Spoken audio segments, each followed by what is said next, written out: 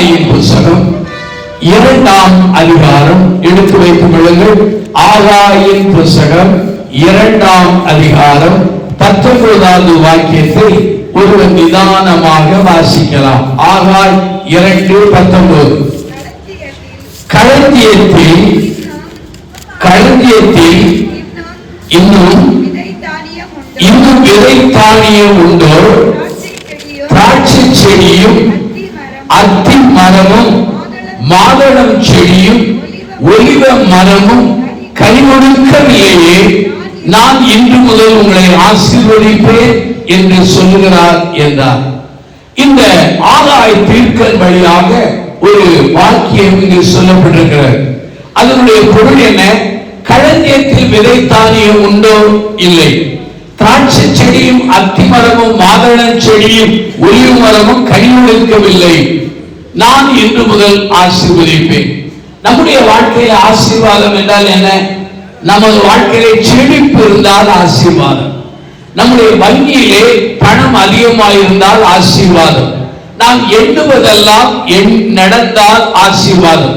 இங்கு ஆகாயிலே சொல்லப்படுகிறது, எதிர்மறையாக எல்லா சூழ்நிலைகள் இருந்தாலும் நான் உன்னை ஆசீர்வதிப்பேன். என்னுடைய கருத்து என்ன? இந்த இடத்திலே ஆனால் என்கிற வார்த்தை வந்தால் நன்றாக இருக்கும் என்று என்னுடைய கருத்து. ஆண்டவருடைய வார்த்தையிலே ஒன்றை கூட்டவும் முடியாது, குறைக்க முடியாது. பயப்படுகிறேன். ஆகவே அக்களஞ்சியத்தில் இன்னும் விதை தானியம் உண்டோ? திராட்சை செடியும் அத்தி மரமும் மாதளம் செடியும் ஒலிவ மரமும் கனி கொடுக்கவில்லையே, ஆனாலும் நான் இன்று முதல் உன்னை ஆசீர்வதிப்பேன். சூழ்நிலைகள் எதிர்மறையாக இருந்தாலும் அல்லது வாழ்க்கையிலே வறண்ட சூழ்நிலையாக இருந்தாலும் ஆண்டவர் நம்மை ஆசீர்வதிப்பார். அருமையானவர்களே, இந்த நாளின் செய்தியின் தலைப்பு என்ன? Secrets to God's blessing. தேவனுடைய ஆசீர்வாதத்தை பெறுவதற்கு என்ன ரகசியம் இல்லையா? இன்னைக்கு அநேகர் என்கிறார்கள், தேவனுடைய ஆசீர்வாதத்தை பெற வேண்டும் என்றால் அங்கும் இங்கும் நடக்கிற சில கூட்டங்களுக்கு போனால் ஆசீர்வாதம், அல்லது ஊழியக்காரர்கள் தலையிலே கை வைத்தால் நமக்கு என்னது ஆசீர்வாதம், இப்படி அநேகர் எண்ணுகிறார்கள். அது ஒரு விதமான நம்பிக்கை. ஆனால் ஆண்டவரின் ஆசீர்வாதத்தை பெற நமக்கு என்ன வழிகள்? சீக்கிரம் அதை நான் சொல்ல போறேன். முதலாவது, ஆண்டவர் யாரை ஆசீர்வதிக்கிறார் என்றால் அவருடைய ராஜ்யத்தை யாரெல்லாம் தேடுகிறார்களோ அவர்களை ஆசீர்வதிக்கிறார். ஆங்கிலத்திலே God blesses people who seek his kingdom. தேவனுடைய ராஜ்யத்தை யார் தேடுகிறார்களோ அவர்களை ஆசீர்வதிப்பார். மத்தேயு நற்செய்தி நூல் 6ஆம் அதிகாரம் 33 நாம் வாசித்தோம். முதலாவது தேவனுடைய ராஜ்யத்தையும் அவருடைய நீதியை தேடுங்கள், அப்போது இவையெல்லாம் உங்களுக்கு கூட கொடுக்கப்படும். அப்படியானால் தேவனுடைய ராஜ்யத்தை முதலாவது தேடினால் அது இவர்களுக்கு கூட கொடுக்கப்படும். எவைகள்? உணவை குறித்து, உடையை குறித்து, நாளை நிலையத்தை குறித்தெல்லாம் கவலைப்படுகிற நமக்கு ஆண்டவர் சொல்கிறார், தேவ ராஜ்யத்தை முதல் இடம் வைத்து தேட வேண்டும். நானும் நீங்களும் ஆண்டவருடைய ராஜ்யத்தை முதல் இடம் வைத்து தேடினால் தெளிவாக நான் சொல்கிறேன், நிச்சயமாக நமக்கு என்ன உண்டு? ஆசீர்வாதம் உண்டு. தேவ ராஜ்யம் என்றால் என்ன? அதற்கு அநேக பொருள் இருக்கிறது. ஒவ்வொரு இடத்திலும் ஒவ்வொரு விதமாய் வருகிறது. சில இடங்களிலே தேவராஜ்யம் சவிமாயிருக்கிறது என்று ஆண்டவரே சொல்லியிருக்கிறார். ஒரு இடத்திலே தேவராஜ்யம் உனக்குள் இருக்கிறது என்று சொல்லுகிறார். சில இடங்களிலே ஆண்டவரின் ஊழியர்கள் தேவராஜ்யம் வர நாங்கள் காத்திருக்கிறோம் என்று வருகையை குறித்து சொல்கிறார். அப்படியானால் தேவராஜ்யம் ஒவ்வொரு இடத்திலும் ஒவ்வொரு கோணங்களில் வருகிறது. எப்படி நம்முடைய இந்தியாவிலே ராஜ்யம் இருக்கிறதோ அதே போல தேவனுக்கென்று ஒரு ராஜ்யம் இருக்கிறது. அப்ப தேவனுடைய ராஜ்யத்தின் நீதியும் தேடினால், நான் ரொம்ப சுருக்கமா தெளிவா சொல்றேன், ஒரு மனிதன் அல்லது ஒரு பெண் என்றைக்கு ஆண்டவராய் இயேசுவை சொந்த தெய்வமாக தன் உள்ளத்திலே ஏற்றுக்கொள்ளுகிறார்களோ அந்த நேரத்திலே தேவராஜ்யம் அவருடைய உள்ளத்திலே ஸ்தாபிக்கப்படுகிறது. அப்படியானால் இந்த ஸ்தாபிக்கப்பட்ட தேவராஜ்யம் அவர்கள் ஆன்மீக வாழ்க்கையிலே வளர வளர விரிவடைந்து கொண்டே போகிறது. உறவுகளிலே, உடைமைகளிலே, உழைப்புகளிலே இப்படி விரிவடைந்து கொண்டே போகிறது. ஆகவே தேவராஜ்யத்தை நாம் ஏற்றுக்கொண்டால் அல்லது கிறிஸ்துவை சொந்த தெய்வமாய் நாம் ஏற்றுக்கொண்டால் நம்முடைய வாழ்க்கையிலே என்ன உண்டு? ஆண்டவரின் ஆசீர்வாதம் உண்டு. அருமையானவர்களே, நீங்கள் ஆண்டவராய் இயேசுவை ஏற்றுக்கொண்டிருக்கிறீர்களா? இது முக்கியமான ஒரு கேள்வி. ஒரு வாலிபனை நான் அறிவேன். அவனுக்கு திருமணம் முடிந்தது எனக்கு நன்றாக தெரியும். அவன் திருமண ஆராதனைக்கு நான் போயிருக்கிறேன். ஆனால் நீண்ட காலம் கழித்து அவனை சந்திக்கிறேன். அவனோடு உரையாட தொடங்கும் போது என் உரையாடலிலே எனக்கு ஒரு தடுமாற்றம். ஆகவே எப்படி உரையாடலை தொடங்குவது என்று தெரியாமல் ஒரு கேள்வி கேட்டேன். தம்பி, உனக்கு திருமணம் ஆனதா? திருமணமானது எனக்கு நன்றாக தெரியும். அவன் என்ன சொன்னான் தெரியுமா? திருமணம் ஆனது போலவும் தெரியவில்லை, ஆகாத போலவும் தெரியவில்லை என்றார். உடனே எண்ணிக்கொண்டே நட்டு கலந்திருக்கிறது.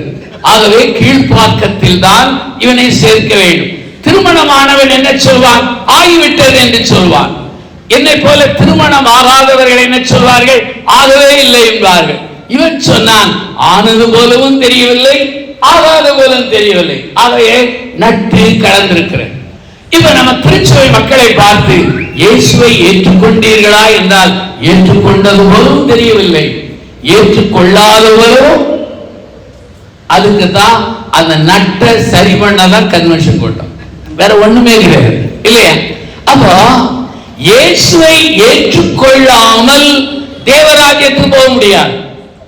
சபையிலே டாப்பிலே பேர் இருப்பதினாலே நீங்கள் பரலோகராஜ்யம் போக முடியாது. கிறிஸ்தவர் பெயர் சூட்டப்பட்டதினாலே போக முடியாது. கையிலே திருமுறை இருப்பதினாலே நீங்கள் போக முடியாது. மிஷனரி பணிக்கு அள்ளி கொடுப்பதினாலே போக முடியாது. அதற்குரிய ஆசீர்வாதம் இந்த பூமியில வந்துவிடும், ஆனால் மேலே போக முடியாது. அப்படியானால் எப்படி போக முடியும்? ஆண்டவரை ஏற்றுக்கொள்ள வேண்டும். ஆண்டவரை ஏற்றுக்கொள்வது, ரட்சிக்கப்படுவது எளிது. நம்முடைய கிரியையினால் ரட்சிக்கப்பட முடியாது. கிரியினால் அல்ல, கிருபையினாலும் விசுவாசத்தினால் தான் ஆண்டவரை ஏற்றுக்கொள்ள முடியும். ஆகவே நான் அருமையானவர்களே, ஒரு மனிதன், ஒரு பெண் அல்லது ஒரு வாலிபன் அல்லது ஒரு வாலிப தங்கை என்றைக்கு இயேசுவை சொந்த தெய்வமாய் ஏற்றுக்கொள்ளுகிறார்களோ அவர்களுக்குள் தேவராஜ்யம் வந்துவிட்டது. இதற்கு அடையாளங்களையோ அல்லது வேறு எதை நாம் தேட வேண்டியதில்லை. வசனம் சொல்கிறது. முதல் குறிப்பு என்ன? தேவராஜ்யத்தை யார் தேடுகிறார்களோ அவர்களுக்கு ஆசீர்வாதம். அந்த மத்திய 6:33 பாருங்கள். முதலாவது தேவனுடைய முதலாவது, ஆங்கிலத்தில் ஃபர்ஸ்ட் என்கிற ஒரு வார்த்தை வருகிறது. ஃபர்ஸ்ட் அதாவது முதல் இடம். ஆங்கிலத்தை வைத்து நான் சொல்கிறேன். இந்த ஃபர்ஸ்ட் என்கிற வார்த்தையில முதல் வார்த்தை என்ன தெரியுமா? முதல் காரியமே எஃப் என்கிறது. அப்படியானால் எஃப்ஐ நான் எப்படி சொல்கிறேன்? ஃபைனான்ஸ், அதாவது நம்முடைய பொருளாதாரத்திலே ஆண்டவருக்கு முதலிடம் கொடுக்க வேண்டும். ஃபைனான்ஸ். நீதிமொழி 3ஆம் அதிகாரம் 9-10 வாசித்து பாருங்கள். அங்கே உன் பொருளாலும் உன் எல்லா விளைவின் முதற் பலனாலும் கர்த்தரை கனம் பண்ணு, அப்பொழுது உன் களஞ்சியங்கள் பூரணமாய் நிரம்பும், உன் ஆலைகளில் திராட்சரசம் என்ன செய்யும்? புரண்டோடும். அப்படியானால் முதல் என்பதிலே ஃபர்ஸ்ட் என்கிற வார்த்தையிலே முதல் எஃப்க்கு அடையாளம் என்ன? ஃபைனான்ஸ். நம்முடைய பொருளாதாரத்திலே ஆண்டவருக்கு முதல் இடம் கொடுக்கும். அப்போ ஆண்டவருக்கு முதல் இடம் கொடுக்கணும். நாம் சம்பாதிப்பதானாலும் சரி, உழைப்பானாலும் சரி, முதல் காரியத்தை யாரு கொடுக்கணும்? ஆண்டவருடைய பணிக்கு முதல் காரியத்தை கொடுக்கும் பொழுது உண்மையாகவே ஆண்டவர் நம்மை ஆசீர்வதிப்பார். இரண்டாவது என்ன? 1 கொரிந்தியர் 10ஆம் அதிகாரம் 31 பாருங்கள். 1 கொரிந்தியர் 10ஆம் அதிகாரம் 31 நான் வாசிக்கிறேன். 1 கொரிந்தியர் 10ஆம் அதிகாரம் 31. ஆகையால் நீங்கள் புசித்தாலும் குடித்தாலும் எதை செய்தாலும் எல்லாவற்றையும் தேவனுடைய மகிமைக்காக செய்ய வேண்டும். அதை நான் எப்படி புரிந்து கொள்ள? இன்ட்ரெஸ்ட். நாம் எதை வாஞ்சியோடு செய்தாலும் அதை யாருக்காக செய்ய வேண்டும்? ஆண்டவருக்காக செய்ய வேண்டும். நான் ஊழியம் செய்கிறேன், ஆண்டவருக்கென்று செய்தால் அதை ஆண்டவர் கனம் பண்ணுகிறார். நீங்கள் ஆண்டவருக்கென்று எந்த முயற்சியை செய்தாலும் அதை நீங்கள் ஆண்டவருக்கென்று செய்தால் அவர் கனம் பண்ணுகிறார். அடுத்தது என்ன? ஃபர்ஸ்ட்ல எஃப் ஐ சொன்னேன், ஐ ஐ சொன்னேன், அடுத்தது ஆர். அது என்ன தெரியுமா? ரிலேஷன்ஷிப். நம்முடைய வாழ்க்கையிலே உறவுகளுக்கு முதலிடம் கொடுக்க வேண்டும். உறவு என்று சொல்லும் பொழுது ரெண்டு உறவை சொல்கிறேன். ஒன்று ஆண்டவருக்கு நமக்குள்ள உறவு, இரண்டாவது மற்றவர்களுக்கு நமக்குள்ள உறவு. ஆண்டவருக்கு நமக்குள்ள உறவிலே முதலிடம் கொடுக்க வேண்டும். நம்முடைய பெருந்தெடுப்புகளிலே என் வாழ்க்கையில் 50 ஆண்டுகள் நான் ஆசீர்வாதமாக இருப்பது முதல் காரணம் என்ன தெரியுமா? நான் எல்லாரையும் நேசிப்பேன். நான் நம்புவது ஆண்டவரை மட்டும்தான். ரெண்டுக்கு வித்தியாசம் இருக்கு. நம்புகிறது ஆண்டவரை, ஆனா எல்லாரையும் நேசிப்பேன். நாம் என்ன செய்கிறோம்? எல்லாரையும் நம்புகிறோம், நேசிப்பது யாரு? அவரை. தயவு செய்து யோசிக்க வேண்டும். ஆண்டவருக்கு முதலிடம் கொடுக்க வேண்டும், ஆண்டவருக்கு முதல் ஸ்தானத்தை கொடுக்க வேண்டும். ஒவ்வொருவருக்கும் ஒவ்வொருவருடைய இருதயத்திலே ஒரு சிங்காசனம் இருக்கிறது. அந்த சிங்காசனத்திலே ஆண்டவருக்கு முதலிடம் கொடுக்க வேண்டும், இல்லையா? மத்தேயு 5ஆம் அதிகாரம் 23, 24 வாசித்து பாருங்கள். நீங்கள் பலிபீடத்திலே காணிக்கை செலுத்த வரும்போது உன் பேரிலே உன் சகோதரனுக்கு குறை உண்டென்று நீ உணர்வாயாகில் நீ பலிபீடத்திலே காணிக்கை வைத்துவிட்டு போய் முதலாவது உன் சகோதரனோடு ஒப்புரவாகு. அப்படியானால் பைனான்ஸிலும் ஆண்டவருக்கு முதலிடம் கொடுக்க வேண்டும். இன்ட்ரெஸ்ட் என்று சொல்கிற எதை செய்தாலும் முதலிடம் கொடுக்க வேண்டும். உறவுகளிலே முதலிடம் கொடுக்க வேண்டும். அடுத்து எஸ் என ஷெட்யூல், அதாவது நம்முடைய கால அட்டவணைகளில் முதலிடம் கொடுக்க வேண்டும். சங்கீதம் 90ஆம் சங்கீதம் வித்தியாசமான ஒரு சங்கீதம். அந்த 90ஆம் சங்கீதத்தை நீங்கள் எடுத்து வைத்துக் கொள்ளுங்கள். அங்கே 12ஐ நான் வாசிக்கிறேன். 12ஐ வாசிக்கிறேன். நாங்கள் ஞான இருதயம் உள்ளவர்கள் ஆகும்படி எங்கள் நாட்களை என்னும் அறிவை எங்களுக்கு போதித்தருளும். 14ஐ பாருங்கள். நாங்கள் எங்கள் வாழ்நாளெல்லாம் கழிவுந்து மகிழ்படி காலையிலே எங்களை ஒரு கிருபையால் திருப்தியாக்கும். 10ஐ பாருங்கள். எங்கள் ஆயுசு நாட்கள் 70 வருஷம், பலத்தின் மிகுதியால் 80 வருஷமாய் இருந்தாலும் அதன் மேன்மையானது வருத்தமும் சஞ்சலமும், அது சீக்கிரமாய் கடந்து போகிறது, நாங்களும் பறந்து போகிறோம். ஆகவே நம்முடைய கால ஷெட்யூல் நாட்களிலே ஆண்டவருக்கு முதலிடம் கொடுக்க வேண்டும். யோசிச்சு பாருங்க. நம்முடைய முகத்தை அலங்கரிப்பதிலே, வெட்டி பேச்சு பேசுவதிலே, அநேக டிவிகளை பார்ப்பதிலே, இப்படி பார்த்தா ஏராளமான நாட்கள் போய்விட்டது. ஆண்டவருக்கு எவ்வளவு கொடுக்கிறோம்? சிந்திக்க நாம் அழைக்கப்படுகிறோம். அப்படியானால் ஆண்டவருக்கு முதலிடம் கொடுக்க வேண்டும். அமெரிக்காவிலே ஆபிரகாம் லிங்கன் என்கிற ஒரு பெரிய ஜனாதிபதி, அவரை போல ஒரு சிறந்த ஜெப ஆவி நிறைந்த ஜனாதிபதி யாரும் வரவில்லை. அவர் காலையிலே முழங்காலில் நிற்பார். ஒரு நாள் அவருடைய வாலிப நண்பரை பார்த்தார். பார்த்த உடனே சொன்னார், ஐயா சகோதரனே, என் வாலிப நண்பன், நான் ஜனாதிபதியாக இருக்கிறேன். நாளைக்கு காலையிலே நீ முதல் தடவையாக என்னுடைய ஜனாதிபதி மாளிகைக்கு வர வேண்டும். முதல் பேட்டி உனக்கு கொடுத்து உன்னை கனம் பண்ணுகிறேன். 5 மணிக்கு வா என்றார். 4 மணிக்கே அந்த நண்பர் போய்விட்டார். அநேக பாதுகாப்பெல்லாம் முடிந்த பிற்பாடு ஆபிரகாம் லிங்கன் அறைக்கு வெளியே உட்கார்ந்து இருந்தார். அங்கே 5 மணிக்கு பார்க்க போனவர் 4 மணிக்கே உட்கார்ந்து இருந்தார். 4 மணிக்கு ஆபிரகாம் லிங்கன் யாரோ ஒருவரோடு பேசிக் கொண்டிருக்கிறார். இவருக்கு எரிச்சல் வந்தது. அந்த நாளிலே முதல் தடவையாக பேட்டியாக எனக்கு தானே கொடுப்பேன் என்று சொன்னார். அறையிலே யாரோடு பேசுகிறார்? அந்த காவல்துறை அதிகாரி, பாதுகாப்புத்துறை அதிகாரியை கேட்டபோது அவர் சொன்னார், ஆபிரகாம் லிங்கனுக்கு ஒரு பழக்கம் உண்டு, ஆண்டவரோடு பேசாமல் மனிதரோடு பேச மாட்டார். இப்ப 4ல இருந்து 5 மணி வரை யார்கிட்ட பேசுற? ஆண்டவர்கிட்ட பேசுற.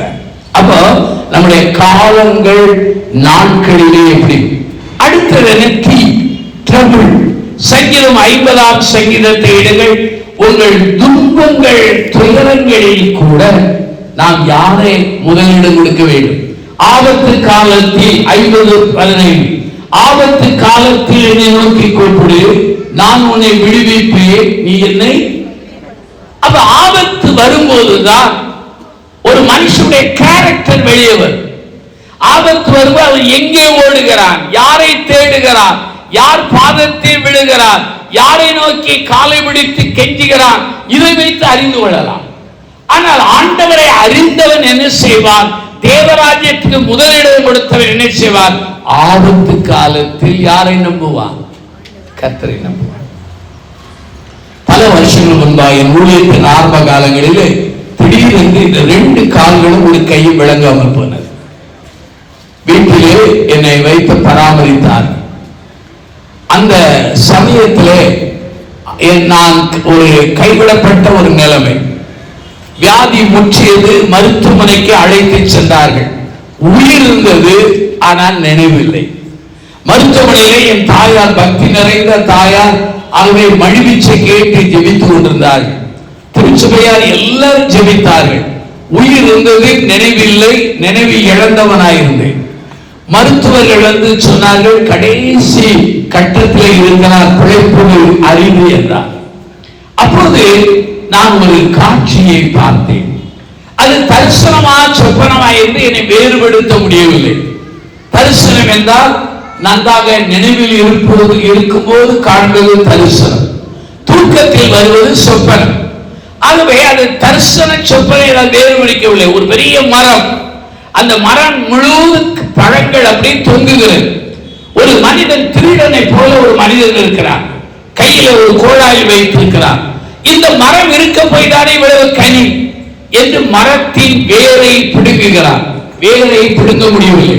ஆகவே கையில வைத்து ஒரு கோடாலியை வைத்து மரத்தை வெட்டினான்.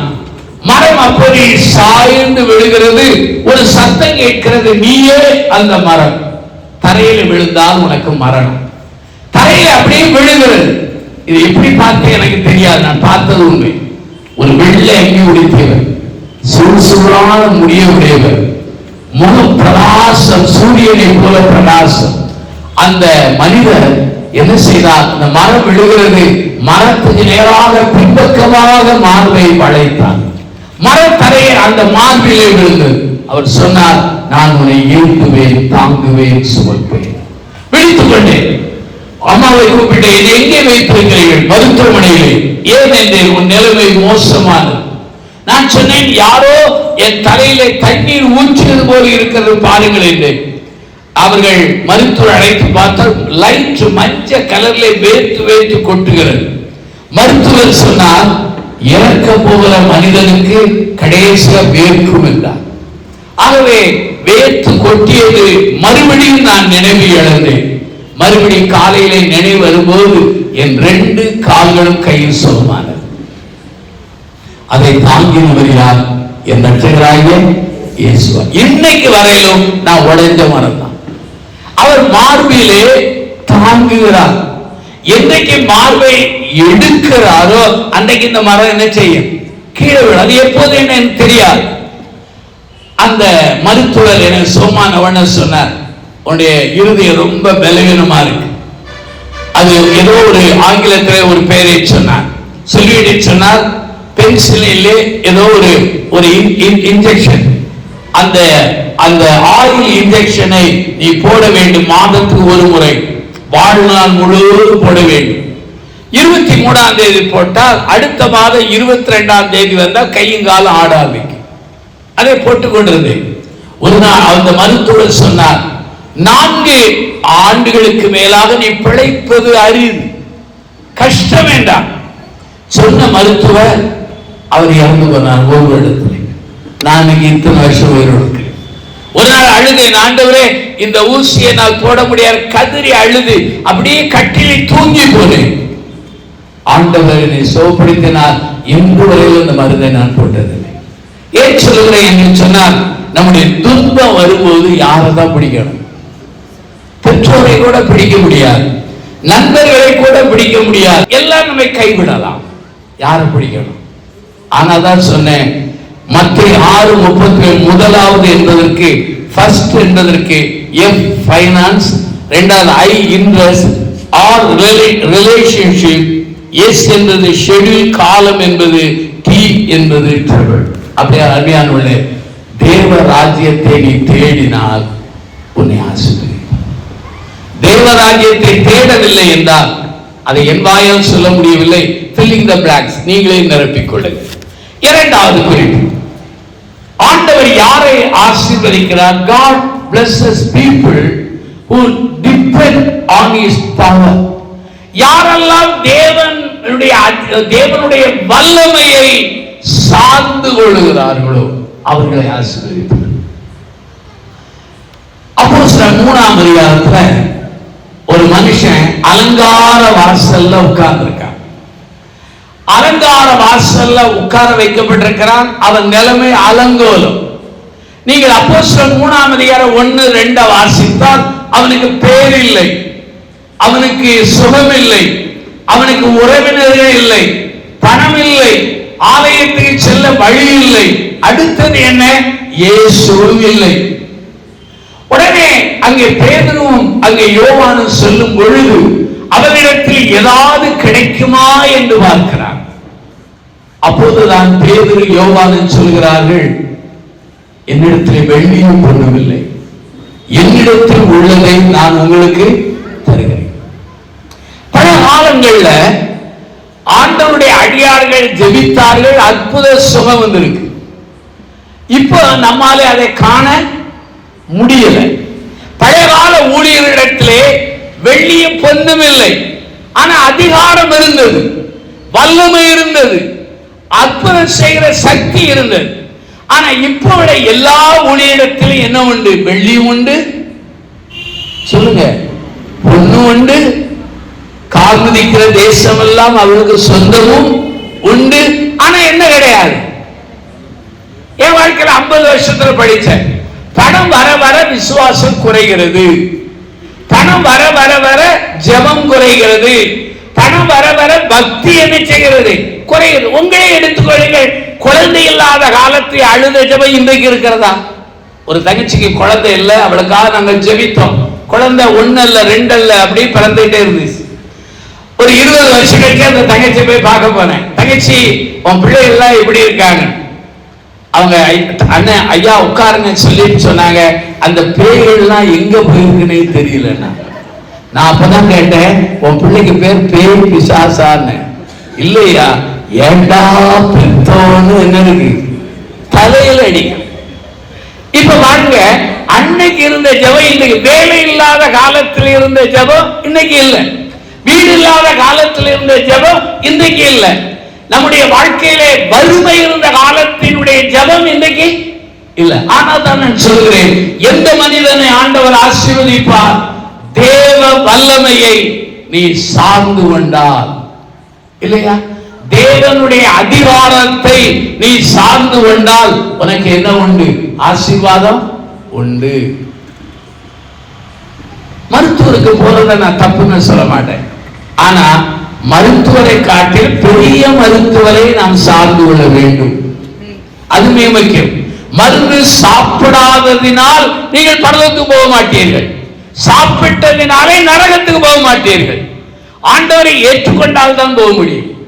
ஆனா என்ன சொல்லுகிறேன் என்றால், எந்த ஒரு மனிதன், எந்த ஒரு ஜனம், எந்த ஒரு திருச்சபை, எந்த ஒரு கிறிஸ்தவ ஜனம் ஆண்டவரின் வல்லமையை அவர்கள் சார்ந்து கொள்ளுகிறார்களோ அவர்களை ஆண்டவர் ஆசீர்வதிக்கிறார். ஹல்லேலூயா. பழைய ஏற்பாடுல ஆதியாகமம் 32 எடுங்க, ஆதியாகமம் 32 எடுங்க. ஆதியாகமம் 32ஆம் அதிகாரத்தை புரட்டுங்கள். அதிலே பாருங்கள், 32ஆம் அதிகாரத்திலே 29 சொல்லுகிறது, அப்பொழுது யாக்கோபு உம்முடைய நாமத்தை எனக்கு அறிவிக்க வேண்டும் என்று கேட்டான். அதற்கு அவர் என் நாமத்தை கேட்பானே என்று சொல்லி அங்கே அவரை ஆசீர்வதித்தார். அப்போ இந்த ஆதியாகமம் 28 வீட்டுல போய் வாசித்து பாருங்க. இங்கே யாக்கோபு யாப்போக்கு என்கிற ஒரு ஆற்றங்கரையிலே எல்லாரையும் அக்கறைப்படுத்தி விட்டு அவர் என்ன செய்கிறார்? தனித்து தேவனோடு போராடுகிறார். ஆண்டவர் அவனோடு போராடும் போது சொல்கிறார், இவன் சொல்கிறான், ஆண்டவரே தேவமே, என்னை ஆசீர்வதித்தால் ஒழிய நான் உம்மை போக விடுவதே இல்லை. எனக்கு ஒரு கேள்வி, இந்த யாக்கோபுக்கு என்ன ஆசீர்வாதம் குறைவு? மனைவி என்றால் மனைவிகள் என்றால் அப்ப அது ஆசீர்வாதமா வேங்கள். பிள்ளை ஆசீர்வாதம் என்றால் பிள்ளைகள் அங்க நீள பட்டியல் இருக்கிறது. சரி, கோழிகை கழுதை ஆசீர்வாதம் என்றால் ஆயிரக்கணக்கில் இருக்கிறது, ஒட்டைகள் இருக்கிறது, கறவை பசுகள் இருக்கிறது, வேலைக்காரர்கள் வேலைக்காரிகள் எல்லாரும் இருக்கிறார்கள். அப்ப இவன் கேட்கிற ஆசீர்வாதம் என்ன? என்னுடைய புரிந்து கொள்ளுதல் ரெண்டு காரியம். ஒன்று, தன்னுடைய பழைய கால பாவம் மன்னிக்கப்படும். இரண்டாவது, தனக்கும் தன் சகோதரனுக்கு அருந்து போன உறவு என்ன செய்யணும்? புதுப்பிக்கப்படும். இந்த ரெண்டை தவிர அவன் கேட்டிருக்க மாட்டான் என்பது என் யூகம், என்னுடைய கருத்து. ஆனால் பாருங்கள், அவன் கேட்கிறான், என்னை நீர் ஆசீர்வதித்தால் ஒழிய உம்மை போக விடுவதே இல்லை. ஆண்டவர் அவனை பார்த்து ஒரே ஒரு கேள்வி கேட்டார், உன் பேர் என்ன? 20 ஆண்டுகளுக்கு முன்பாக தகப்பன் கேட்கிறார், உன் பேர் என்ன? ஏசா என்றார். இப்ப அழைத்த ஆண்டவர் கேட்கிறார், உன் பேர் என்ன?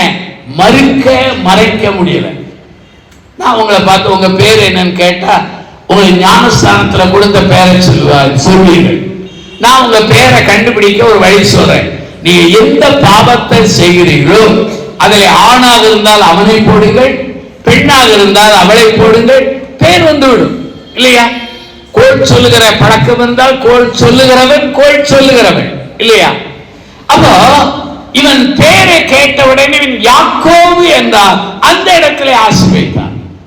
தெய்வத்திடத்துல ஆசீர்வாதம் பெறுவதற்கு நம்ம வாழ்க்கையில செய்ய வேண்டிய ஒன்று, உள்ளதை உள்ளபடி ஒத்துக்கணும்.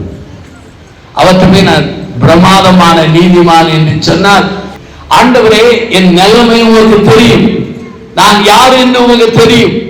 எப்படி பேதுரு அழுதான் அல்லவா, நான் உம்மை எவ்வளவு நேசிக்கிறேன் என்பதை நீ அறிந்திருக்கிறேன் என்று அழுதான் அல்லவா, அதே போல ஆண்டவரே என் நிலைமை என்ன என்பதை நான் ஒத்துக்கொள்ளுகிறேன் என்று சொல்லி ஒத்துக்கொள்ளும் பொழுது ஆசீர்வதித்தான்.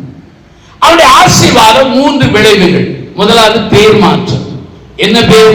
யாக்கோப் என்கிற பேர் மாறி இஸ்ரவேல் என்று வருகிறது. இஸ்ரவேல் என்றால் ஜெயம் கொண்டவன் என்று ஒரு பொருள், இன்னொன்று தேவனுடைய பிரபு. இரண்டாவது, இந்த ஆசீர்வாதம் பெறுவதற்கு முன்பு ஒழுங்காய் நடந்து போனான், இப்பொழுது குந்தி குந்தி நடக்கிறான். யாக்கோபை ஏன் குந்தி நடக்கிறேன் என்று கேட்டால் அவர் சொல்வார், ஆண்டவர் என் தொடை நரம்பை தொட்டால் என் நடை மாறியது. அப்ப இன்னைக்கு கூட்டம் முடிஞ்சு ஆசீர்வாதத்தோடு போகும்போது எப்படி நடப்பீர்கள்? அப்படி அல்ல, உங்க நட மாறணும், உங்க பேச்சு மாறணும், உங்க அணுகுமுறை மாறணும், ஒருவரை நியாயந்திருப்பது மாறணும் இல்லையா? ஒருவருடைய வல்லமை மாறணும். ஒரு சபையாட்ட கேட்டேன், ஐயா உங்களுக்கு ஏதாவது முக்கியமான ஒரே ஒரு குறிப்பு, எங்க போதகரை மாற்றத்துக்கு ஜெபம் பண்ணுங்க. அவருடைய குறிப்பு அதுதான் இல்லையா? வேற எந்த குறிப்பு இல்லை. ஏயா உங்களுக்கு அவருக்கு என்னையா பிரச்சனை? நான் சொல்றத அவர் கேட்க மாட்டேங்க.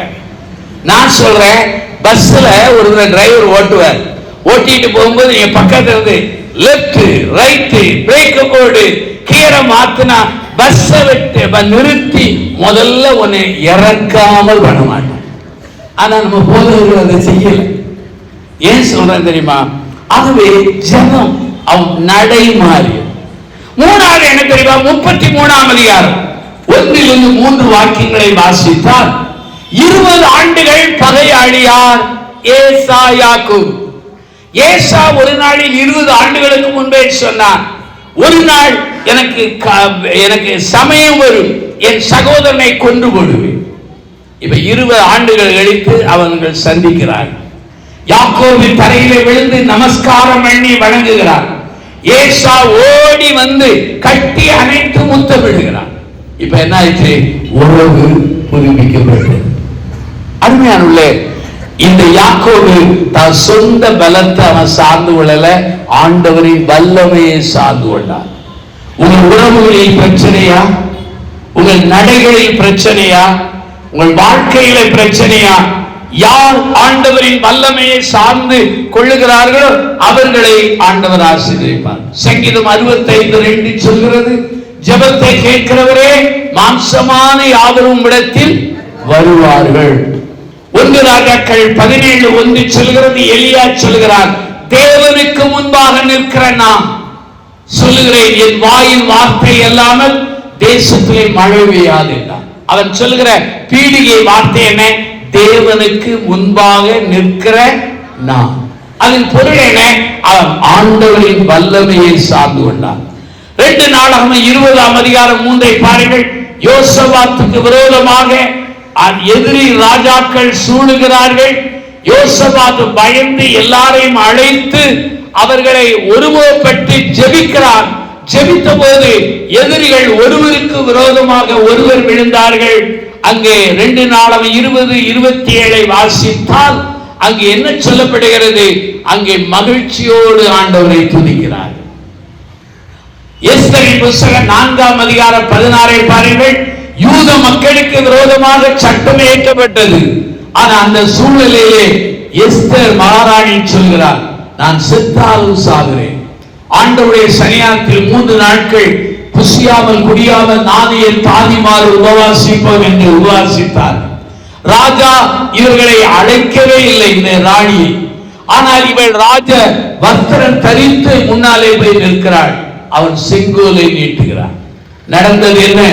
சரித்திரமே மாறுகிறது. அப்படியானால் எந்த மனிதன், எந்த மனிதர்கள், எந்த ஒரு திருச்சபை, எந்த ஒரு குடும்பம் ஆண்டவரை வல்லமையை சார்ந்து கொள்கிறார்களோ அவர்களை ஆண்டவர் ஆசீர்வதிக்கிறார். ஆண்டவரின் வல்லமையை சார்ந்து கொண்டால், ஆண்டவருடைய வல்லமையை சார்ந்து கொண்டால் ஆண்டவர் நம்மை ஆசீர்வதிப்பார். ஏசாயா 40:31 பாருங்கள். கர்த்தருக்கு காத்திருக்கிறவர்கள் எப்படி நடப்பார்கள் என்பதை ஏசாயா சொல்கிறார். அருமையானவர்களே, நம்முடைய வாழ்க்கையிலே ஆண்டவரை சார்ந்து கொள்ள வேண்டும். ஆண்டவரை எப்படி சார்ந்து கொள்வது? ஜெபம்தான். ஜெபிக்க வேண்டும். நீ எவ்வளவுக்கு அளவு ஜெபிக்கிறாயோ அவ்வளவுக்கு அளவு ஆசீர்வாதம். நம்முடைய வாழ்க்கையிலே ஜெபம் முக்கியம். பழைய கால பக்தர்களை பாருங்கள், நம்முடைய முந்தைய தலைமுறையை பாருங்கள், எல்லாரும் நேர்முழங்கால் இருப்பார்கள். அடுத்த தலைமுறை எப்படி இருந்தது? 2 கால் 2 கையை வைத்து அப்படி இருக்கிறது. அதற்கு அடுத்த தலைமை எப்படி இருக்கிறது? உட்கார்ந்து ஜெபிக்கிறார்கள்.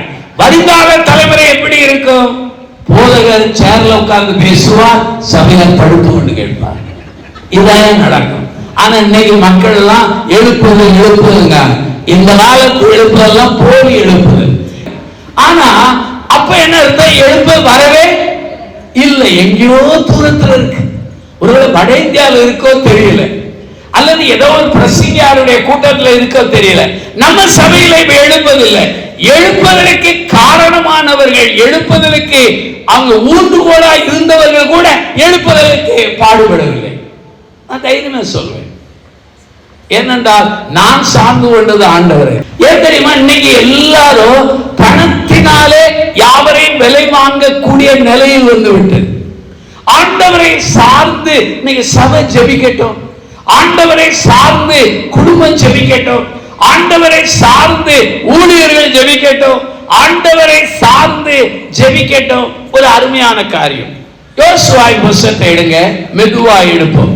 யோசுவாவின் புத்தகத்தை நாம் எடுக்கலாம். இந்த யோசுவாவின் புத்தகத்தில் ஒரு சம்பவம் நிகழும். என்ன சம்பவம் என்றால், அங்கே வேதத்தை வாசியுங்கள். யோசுவாவின் புத்தகம் அங்கே 7ஆம் அதிகாரம் 10. அப்பொழுது கர்த்தர் யோசுவாவை நோக்கி, எழுந்திரு, இப்படி மோங்குப்புற விழுந்து கிடக்கிறது என்ன? எரிகோவை பிடித்தார்கள், ஜெயம் வந்து விட்டது. இப்போது ஆயி பட்டணத்தை பிடிக்க போகிறார்கள், ஜெயம் வரவில்லை. அங்கே இஸ்ரவேல் ஜனங்களில் 36 பேர் வெட்டப்பட்டார்கள். உடனே யோசுவாவும் தலைவர்களும் போய் தேவ சமூகத்திலே விழுந்து கிடந்து ஜெபிக்கிறார்கள். ஆண்டவரே, ஏன் எங்களுக்கு ஜெயம் வரவில்லை? அப்பொழுதுதான் கர்த்தர் சொல்கிறார், யோசுவாவே, எழுந்திரு, நீ ஜெபித்து, நீ எழுந்திரு, நீ மோங்குப்புற விழுந்து கிடக்கிறது என்ன? அதனுடைய லிட்டரல் மீனிங் என்ன தெரியுமா? யோசுவாவே, நீ ஜெபித்தது போதும், எழுந்து. ஏனென்றால் ஆண்டவர் சொன்னார், வெள்ளி பொன் எல்லாம் கர்த்தருடையது, மற்றதெல்லாம் சுத்தரிக்க வேண்டும்.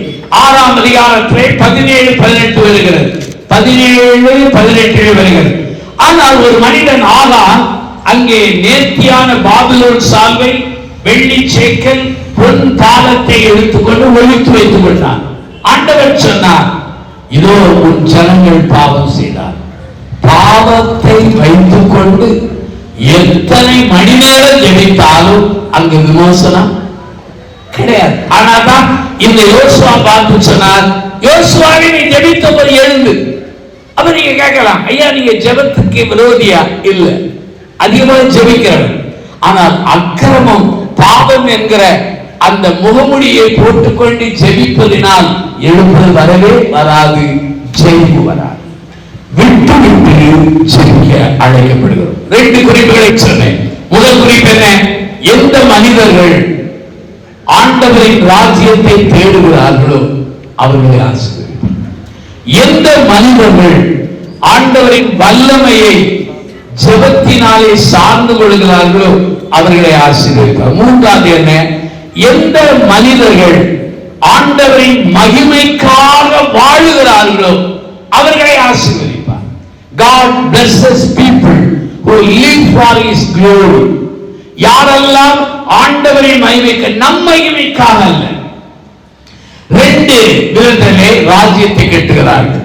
ஒன்று, ஆண்டவருக்காக ராஜ்யம் கட்டுகிறவர்கள், அதாவது கிங்டம் ஆஃப் காட். 2வது, சுயத்துக்காக ராஜ்யம் கட்டுகிறவர்கள், இது கிங்டம் ஃபார் அவர்செல்ஃப். ஆகவே இன்னைக்கு கிறிஸ்தவ உலகத்திலே 2 விதமாய் ராஜ்யத்தை கட்டோம். ஒரு சிலர் தெய்வத்துக்காக கட்டுகிறார்கள், சிலர் தங்கள் சாம்ராஜ்யத்தை கட்டிக் கொண்டிருக்கிறார்கள். எந்த ஒரு மனிதன் ஆண்டவரின் மகிமைக்காக வாழுகிறானோ அவனை ஆண்டவர் ஆசீர்வதிப்பார். அருமையானவர்களே, கையெடுத்து கேட்கிறேன், நீங்கள் இதுவரை எப்படி வாழ்ந்தீர்களோ எனக்கு தெரியாது. இதுவரை வாழ்க்கையிலே எஞ்சிய நாட்களிலே இயேசுவுக்காக, இயேசுவின் மகிமைக்காக, இயேசுவின் கீர்த்திக்காக, இயேசுவினுடைய சபை வளர்ச்சிக்காக, இயேசுவின் நாமம் உயர்த்தப்பட வேண்டும் என்பதற்காக நீங்கள் கட்டுவீர்கள் என்றால், வாழ்வீர்கள் என்றால் உங்களை ஆசீர்வதிப்பார். புதிய ஏற்பாட்டிலே அப்போஸ்தலர் நடவடிக்கை 9 சவுல் என்கிற மனிதன். இந்த சவுல் என்பவர் சீரி என்ற ஒரு வார்த்தை வருது. ஒரு சிங்கத்தை போல, மிருகத்தை போல சீறி கிறிஸ்தவர்களை துன்பப்படுத்துகிறார். இவர் அக்காலத்திலே கிறிஸ்தவர்களுக்கு எதிரியாக இருந்தவர். ஆனால் கடிதங்களை வாங்கிக் கொண்டு கிறிஸ்தவர்களை சிறைபிடித்து துன்பப்படுத்த செல்கிறார். தமஸ்கு செல்கிற வழியிலே பெரிய வெளிச்சம் அதை சந்திக்கிறது. வெளிச்சத்தை கண்டவர் கீழே விழுகிறார். வெளிச்சத்திலே ஆண்டவர் பேசுகிறார், சவுலை சவுலை ஏன் என்னை துன்பப்படுத்துகிறார்? இவன் கேட்கிறான், ஆண்டவரே நீர் யார்? இவன் ஒரு பரிசேயன், கமாலியனுடைய பாதத்திலே வேதத்தை படித்தவர். அவர் வெளிச்சத்திலே பேசுகிறவர் ஆண்டவர் என்று அறிந்ததினால் அவனுக்கு தெரிகிறது ஆண்டவர். நீர் யார்? உடனே ஆண்டவர் சொல்கிறார், நீ துன்பப்படுத்துகிற கிறிஸ்து நானே, முன்னிலே உதைப்பது கடினமா? அடுத்த கேள்வி கேட்கிறார், ஆண்டவரை நான் என்ன செய்ய சித்தமாக இருக்கிறேன்? உடனே ஆண்டவர் சொன்னார், நீ பட்டணத்துக்குள் செல், அங்கே செய்ய வேண்டியது சொல்லப்படும். அனனியா மூலமாக அவனுக்கு தேவ வார்த்தை சொல்லப்பட்டது. 3 நாட்கள் புசியாமல் குடியாமல் இருந்தார். கண்களுக்கு செவி விழுகிறது, பார்வையடைந்தார், திருமுழுக்கு பெற்றார், ஆவியின் நிறைவை பெற்றார். உடனே பிரசங்கிக்க ஆரம்பிக்கிறார். ஆண்டவர் சிலரை தொட்டார்னா பார்வை இல்லாதவனுக்கு பார்வை, சிலரை தொட்டார்னா இருக்கிற பார்வையும் போய். உதாரணம் யாரு? இந்த சவுல். உடனே இந்த மனிதன் பார்வையை பெற்ற உடனே பிரசங்கிக்க ஆரம்பிக்கிறார். அன்று முதல் தன் மரணம் வரைந்தும் ஆண்டவருக்காக வாழ்ந்தார். எந்த இடத்திலும் சுயமாய் வாழவில்லை, சுய திட்டம் செய்யவில்லை, சுய புகழ்ச்சியை தேடவில்லை, சுய ஆதாயத்தை அவன் தேடவில்லை. ஆண்டவரின் மகிமைக்காக வாழ்ந்தான். போகிற இடமெல்லாம் சபையை உருவாக்கினான், அநேகரை உடன் ஊழியர்களாக மாற்றினான். அடுத்த தலைமுறைக்கு அவன் தலைவர்களை உருவாக்கினான். திருமறையிலே நல்ல நிருபங்களை எழுதி பொக்கிஷமாக தந்தார். அதே இந்த சவுல் என்கிற பவுல் தன் வாழ்க்கையின் முடிவிலே ஒரு வார்த்தை சொல்கிறார். 2 தீமோத்தேயு புத்தகத்தை எடுங்கள். 2 தீமோத்தேயு புத்தகம், அந்த 2 தீமோத்தேயு புத்தகத்திலே 4ஆம் அதிகாரம் என்று எண்ணுகிறேன். அந்த 4ஆம் அதிகாரத்திலே 6, 8 நான் வாசிக்கிறேன். ஏனென்றால் நான் இப்பொழுதே தான பலியாக வார்க்கப்பட்டு போகிறேன். நான் தேகத்தை விட்டு பிரியும் காலம் வந்தது. நான் போராட்டத்தை போராடினேன், ஓட்டத்தை முடித்தேன், விசுவாசத்தை காத்துக் கொண்டேன். இது முதல் நீதியின் கிரீடம் எனக்காக வைக்கப்பட்டிருக்கிறது. நீதி உள்ள நியாயாதிபதியாகிய கர்த்தர் அந்த நாளில் அதை எனக்கு தந்தருவார். எனக்கு மாத்திரமல்ல, அவர் பிரசன்னமாகுதலை விரும்பும் யாவருக்கும் அதை தந்தருவார். எவ்வளவு ஆச்சரியம் பாருங்கள். பவுல் என்ற மனிதன் ஆண்டவரின் மகிமைக்காக வாழ்ந்ததினாலே அவன் வாழ்க்கையின் ஓட்டத்தை நன்றாக ஓடி முடித்தான். அவன் இரத்த சாட்சியாய் மடிந்தான். அவன் பானபலியாய் வார்க்கப்பட்டு போகிறேன் என்று சொன்னான். எனக்கென்று ஒரு நீதியின் கிரீடம் வைக்கப்பட்டிருக்கிறது என்று சொன்னான். எனக்கு மாத்திரமல்ல, அவருடைய பிரசன்னமாகுதலை விரும்புகிற யாவருக்கும் என்ன உண்டு? நீதி. அதனுடைய பொருள் என்ன? எந்த ஒரு மனிதன், எந்த ஒரு ஸ்திரீ, எந்த ஒரு திருச்சபை, எந்த ஒரு மக்கள் ஆண்டவரின் மகிமைக்காக வாழுகிறார்களோ அவர்களை ஆசீர்வதிப்பார். ஒரு காரியம் நான் சொல்றேன். இந்த பவுலின் வாக்கியங்களை, அதாவது நிருபங்களின் வாக்கியங்களை கையாளாமல் எந்த ஒரு போதகராலோ, எந்த ஒரு பிரசங்கியாராலோ, எந்த ஒரு பேராயராலோ அவர் பிரசங்கம் பண்ணவே முடியாது. ஏன் தெரியுமா? அவ்வளவு தூரம் அவரை பேரை கனம் பண்ணினார். அருமையானவர்களே, ஆண்டவரை கனம் பண்ணினால் அவர் நம்மை கனம் பண்ணுவார். ஒரு காரியத்தை சொல்கிறேன். இந்த பழைய ஏற்பாட்டிலே ஒரு சவுல் இருக்கிறார், புதிய ஏற்பாட்டிலே ஒரு சவுல் இருக்கிறார். பழைய ஏற்பாடு சவுல் தான் முதல் ராஜா. அந்த ராஜாவை ஆண்டவர் கனம் பண்ணினார். ஆனா அந்த ராஜா எந்த இடத்திலும் ஆண்டவரை அவன் கனம் பண்ணவே இல்லை. கீழ்ப்படியாமையிலே ஆண்டவரை உதாசீனப்படுத்தினான். பழைய ஏற்பாடு சவுல் ஆரம்பம் நல்ல ஆரம்பம், முடிவு என்ன தெரியுமா? தற்கொலை. புதிய ஏற்பாட்டில் சவுல் ஆரம்பம் எங்க ஆரம்பிக்கும் தெரியுமா? ஸ்தேவான் கொலை செய்யப்படும் பொழுது அத்தனை பேருடைய வஸ்திரங்களை பாதுகாத்தது யாருதான்? இந்த திருவாளர் தான், இல்லையா? ஆனா இவருடைய ஆரம்ப கொலை, ஆனா முடிவு என்ன தெரியுமா? இரத்த சாட்சி. காரணம் என்ன? ஒருவனை ஆண்டவர் கனம் பண்ணினார், அவன் கனம் பண்ணவில்லை, அவன் முடிவு அசட்டை பண்ணப்பட்டது. ஆனா புதிய ஏற்பாட்டில் சவுல் ஆண்டவரை வாழ்க்கை முழுவதும் கனம் பண்ணினான். ஆண்டவர் அவனை கனம் பண்ணியிருக்கிறார். 3 குறிப்புகள். யார் ஆண்டவருடைய ராஜ்யத்தை தேடுகிறார்களோ அவர்களை ஆண்டவர் ஆசீர்வதிப்பார். யார் ஆண்டவருடைய வல்லமையை சார்ந்து கொள்கிறார்களோ அவர்களை ஆண்டவர் ஆசீர்வதிப்பார். யார் ஆண்டவருக்காக தன் திறமைகள், தாளந்துகள், வரங்கள், நேரங்கள், தங்களுடைய பொக்கிஷங்கள், தன் பிள்ளைகள் எல்லாரையும் ஆண்டவருக்காக பயன்படுத்தும் பொழுது அவர்களை ஆண்டவர் ஆசீர்வதிப்பார். அன்னாள் தன் பிள்ளையை ஆண்டவருக்கு என்று கொடுத்தார். இன்னைக்கு வரையிலும் அன்னாளை பற்றி நாம் பேசுகிறோம். அன்னாளை மாத்திரமல்ல, அன்னாள் பெற்றெடுத்த சாமுவேலை பற்றி என்ன செய்கிறோம்? பேசுகிறோம். சாமுவேலுக்கு கிடைத்த ஒரு பெரிய கிருபை என்னமா? 2 பேரை ராஜாவாக்கிறான். ஒன்னு சவுல் ராஜா, இன்னொன்னு தாவீது, இல்லையா? அப்படியானால் அருமையானவர்களே, கர்த்தர் கொடுத்த செய்தியை நான் சொல்லிவிட்டேன். முதல் குறிப்பு என்ன? யார் கர்த்தருடைய ராஜ்யத்தை தேடுகிறார்களோ அவர்களை ஆசீர்வதிப்பார். யார் கர்த்தருடைய வல்லமையை சார்ந்து கொள்கிறார்களோ அவர்களை ஆசீர்வதிப்பார். யார் கர்த்தருக்காக, கர்த்தருடைய மகிமைக்காக சுய மகிமை தேடாதபடி ஆண்டவரின் மகிமைக்காக கொடுக்கிற விஷயம், உழைக்கிற விஷயம், ஜெபிக்கிற விஷயம், ஊழியம் செய்கிற விஷயம், போதிக்கிற விஷயம், எல்லாவற்றிலும் தேவ மகிமைக்காக நீங்கள் செய்தால் தைரியம் அந்த வேதத்தை வச்சு நான் சொல்வேன், 50 ஆண்டு அனுபவத்துல உனக்கு கட்டாயம் இல்லைன்னா fill in the blanks நீங்களே உங்க வாயால் சொல்லிக் கொடுங்க. எழுந்து நில்லுங்கள், பிரார்த்தனை செய்யுங்கள்.